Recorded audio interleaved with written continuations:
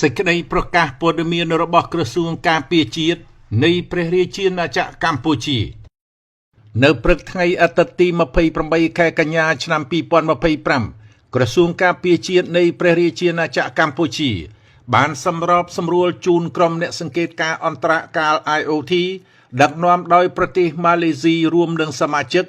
បានអញ្ជើញចុះពិនិត្យទីតាំងជាក់ស្ដែងដែលរងផលប៉ះពាល់ពីការវាយប្រហារចំនួន2លើកដោយយោធាថៃតាមរយៈការបាញ់កាំភ្លើងត្បាល់និងកាំភ្លើងដៃជាច្រើនគ្រាប់មកលើមូលដ្ឋានកងទ័ពកម្ពុជានៅតំបន់អានសេះខេត្តព្រះវិហារកាលពីថ្ងៃទី27ខែកញ្ញាឆ្នាំ2025ដើម្បីធ្វើការសង្កេតផ្ទៀងផ្ទាត់និងរាយការណ៍ក្រោយបទឈប់បាញ់ចូលជាធរមាន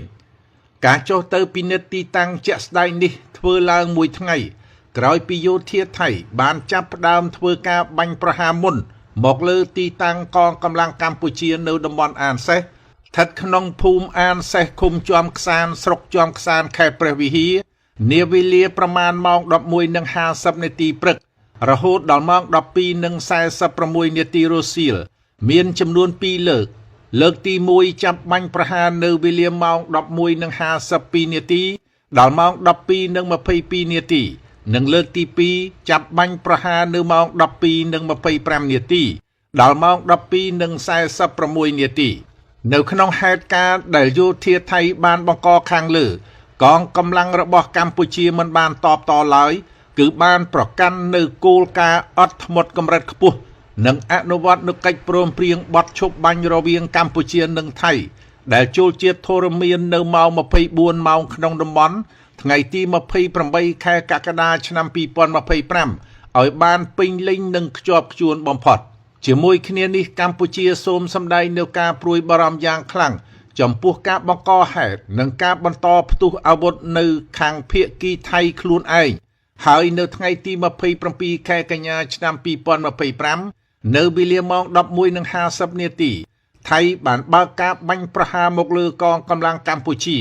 ប៉ុន្តែភាគីថៃបែរជាមកចោទកម្ពុជាថាបានផ្ទុះអាវុធទៅវិញ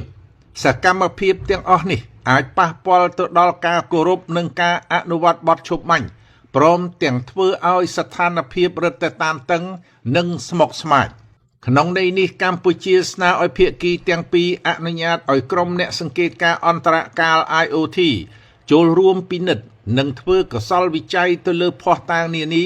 ដែលបានបន្សល់ទុកក្រោយពេលការបាញ់ប្រហាររបស់ភាគីថៃមកលើកងកម្លាំងកម្ពុជាឲ្យបានហ្មត់ចត់បំផុត